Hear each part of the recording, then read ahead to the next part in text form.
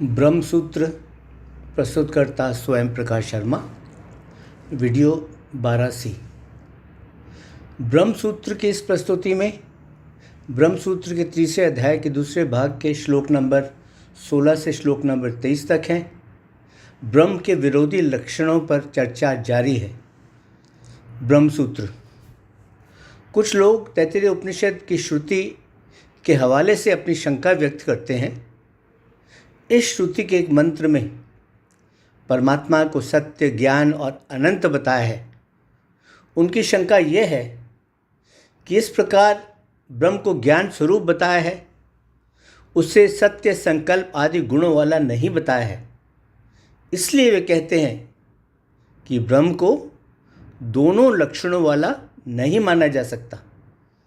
लेकिन ऐसी बात नहीं है। तैत्तिरीय उपनिषद के इसी मंत्र में आगे जाकर उस परमात्मा को सबके हृदय में मौजूद बताया है और उसी से समस्त जगत की उत्पत्ति का वर्णन भी किया गया है। फिर उस परमात्मा को रस स्वरूप, सबको आनंद देने वाला और सबका संचालक बताया है। इसलिए उस श्रुति को केवल निर्गुण मानना उचित नहीं है। इसी प्रकार भगवद गीता की स्मृति में जगह जगह उस परब्रह्म के स्वरूप का वर्णन दोनों प्रकार से किया गया है। गीता के 5वें, 10वें, 13वें तथा 15वें अध्यायों में इस प्रकार कहा है, मुझे सभी यज्ञों और तपों का भोक्ता, संपूर्ण लोकों का महान ईश्वर, समस्त प्राणियों का सुहृद जानकर मनुष्य शांति को प्राप्त होता है। जो मुझे अजन्मा, अनादि और सब लोकों का महेश्वर जानता है, वह मनुष्यों में ज्ञानी है और वह सब पापों से मुक्त हो जाता है।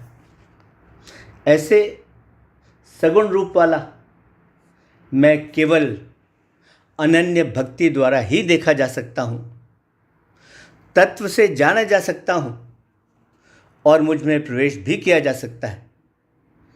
15वें अध्याय के क्षर और अक्षर के लक्षण बताकर यह स्पष्ट रूप से कहा गया है कि पुरुषोत्तम इन दोनों से भिन्न है, इन दोनों से अलग है, जो कि परमात्मा के नाम से कहा जाता है, जो तीनों लोकों में प्रवेश करके सबको धारण करता है तथा जो सबका ईश्वर है और जो अविनाशी है।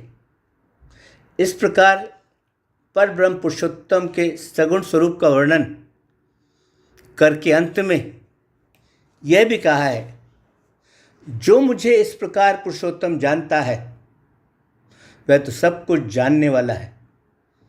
इस प्रकार स्मृति में बहुत से वाक्य पाए जाते हैं जिसमें भगवान के सगुण रूप का वर्णन आता है और भगवान को वास्तविक भी बताया गया है।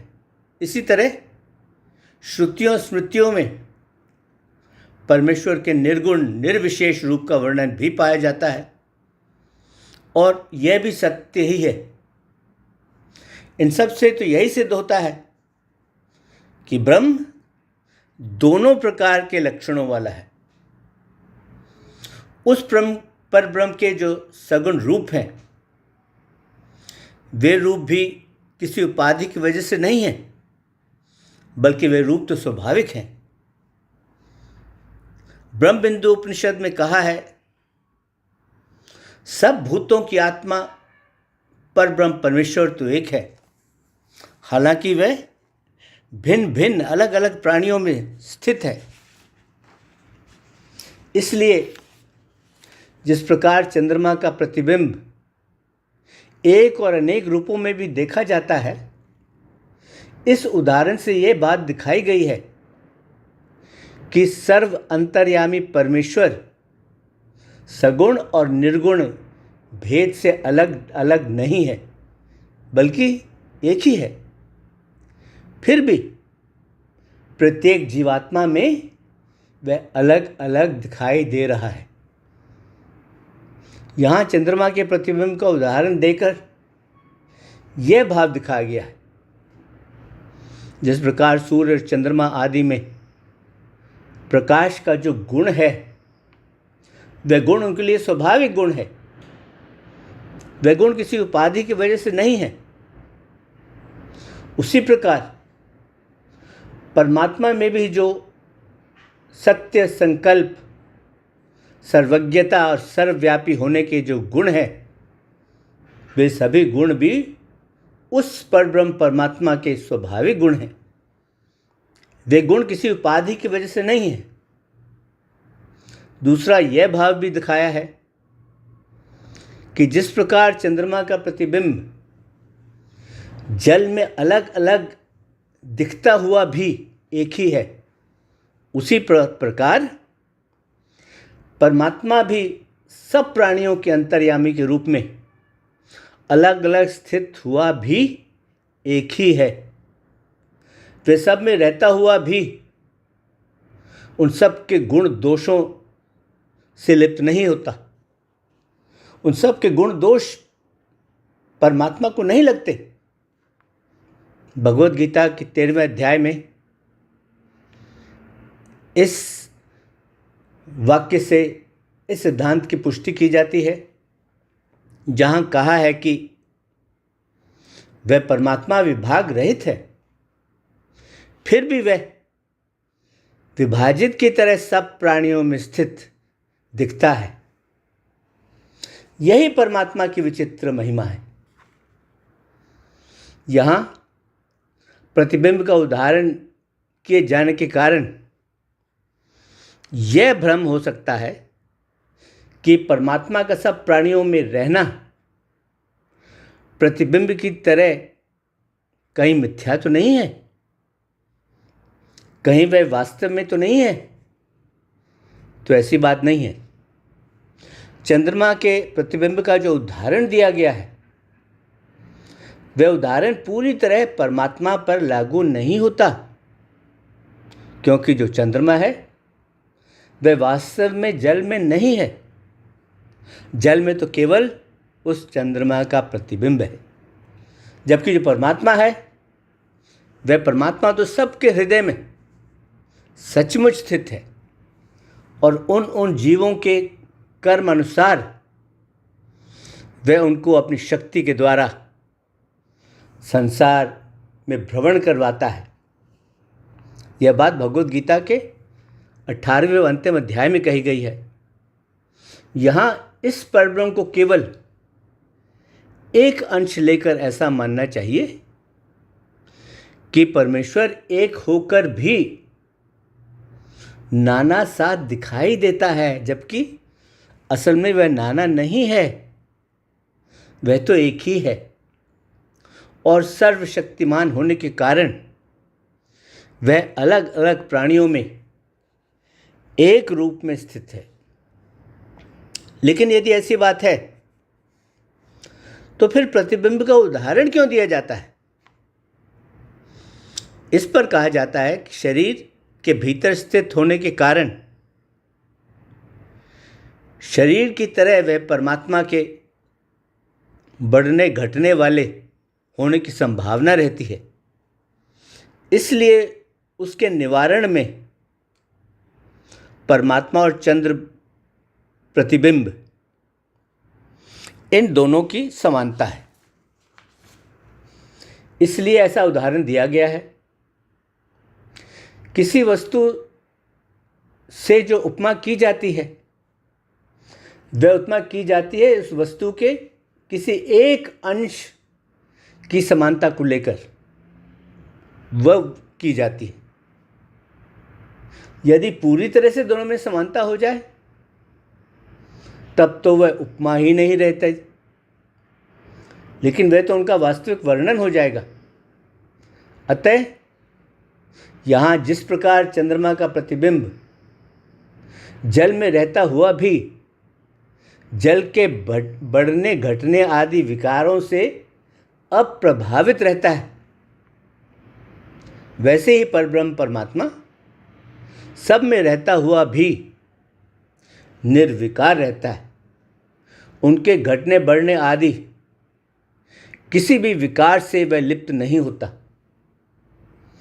इस उदाहरण का बस इतना ही आशय है।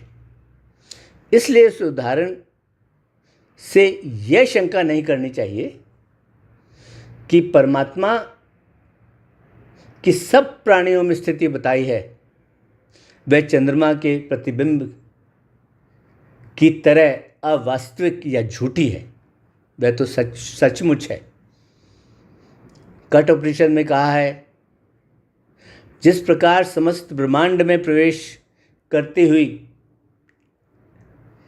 एक ही अग्नि अलग अलग रूपों में उन रूपों जैसी रूप वाली हो जाती है, उसी प्रकार सब प्राणियों की अंतरात्मा परमेश्वर एक होता हुआ भी नाना रूपों वाला हो जाता है तथा साथ साथ वह सब रूपों के बाहर भी है।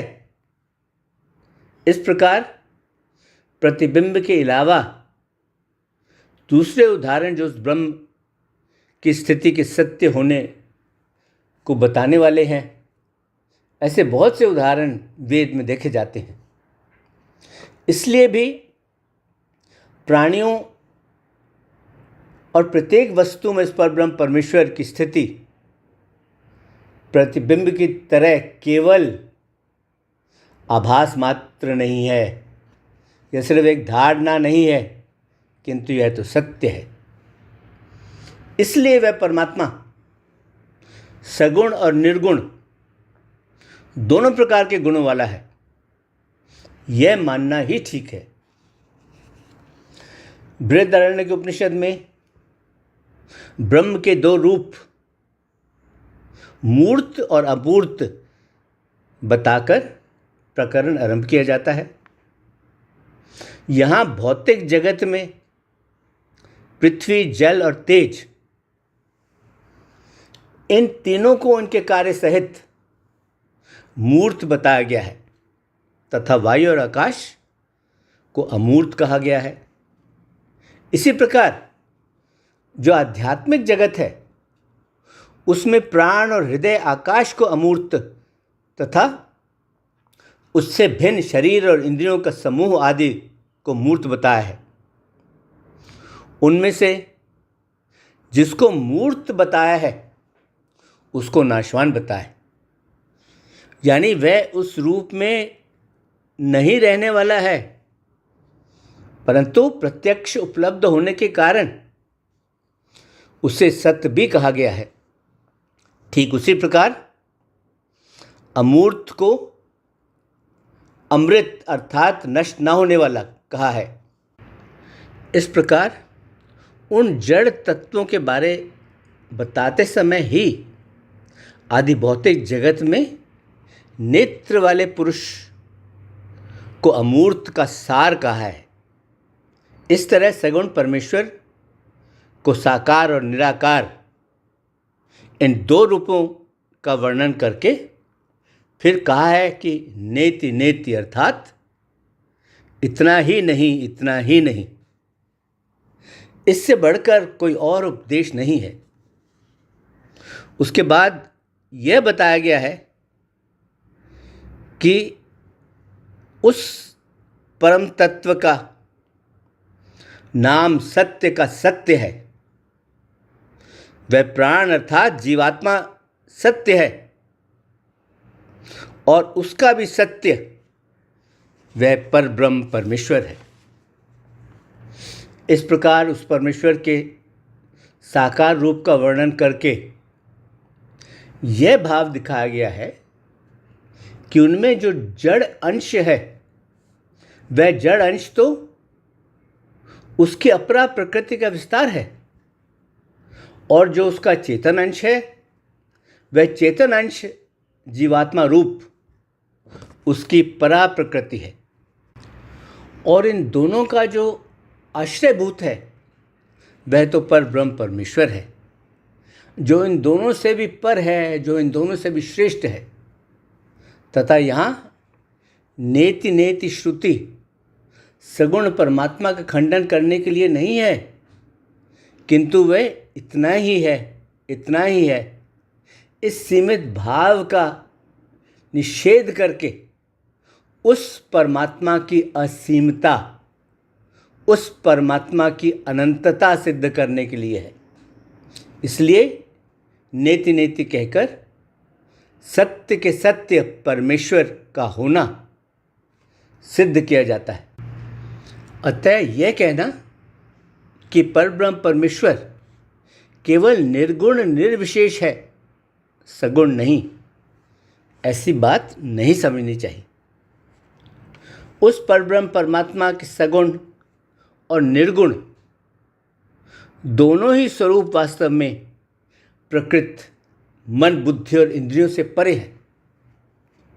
इस भाव को इस प्रकार स्पष्ट किया जाता है, केवल निर्गुण निराकार रूप से ही वह परब्रह्म परमात्मा अव्यक्त अर्थात ज्ञान इंद्रियों द्वारा जानने में आने वाला नहीं है। इतना ही नहीं, इसी की तरह उसका सगुण रूप भी इस प्रकृति, मन और इंद्रियों द्वारा आदि का विषय नहीं है, क्योंकि श्रुति और स्मृतियों में उसको भी अव्यक्त कहा गया है। मुंडक उपनिषद में पहले तो परमेश्वर के सगुण स्वरूप का वर्णन इस प्रकार किया गया है, जब वह दृष्टा, जीवात्मा, सबका शासक, ब्रह्मा के भी आदि कारण, समस्त जगत के रचने वाले दिव्य प्रकाश स्वरूप परम पुरुष पुरुषोत्तम को प्रत्यक्ष कर लेता है, उस समय पुण्य पाप दोनों को अच्छी तरह धो बहाकर निर्मल हुआ ज्ञानी सर्वोत्तम समता को प्राप्त कर लेता है। इसके बाद चौथे से सातवें मंत्र तक सत्य, तप और ज्ञान आदि को प्राप्त करने के उपाय बताए हैं। फिर अनेक व्याख्याओं द्वारा उसके स्वरूप का वर्णन करके अंत में कहा है, वह परब्रह्म ना तो नेत्रों से, न वाणी से, न दूसरी इंद्रिय या मन से, न तप से और न कर्म से ही देखा जा सकता है। इसी प्रकार का वर्णन कई सारी श्रुतियों में भी पाया जाता है। विस्तार से यहाँ अधिक प्रमाण नहीं दिए गए हैं। हाँ, वह परमात्मा ना तो नेत्रों द्वारा, न वाणी द्वारा, न तप द्वारा, न दूसरी इंद्रियों द्वारा, न मन द्वारा और ना ही कर्मों द्वारा ही देखा जा सकता है। इसके साथ ही ब्रह्मसूत्र की यह प्रस्तुति संपन्न हुई, जिसमें तीसरे अध्याय के दूसरे भाग के श्लोक नंबर 16 से श्लोक नंबर 23 तक है। ओम शांति शांति शांति। ओम।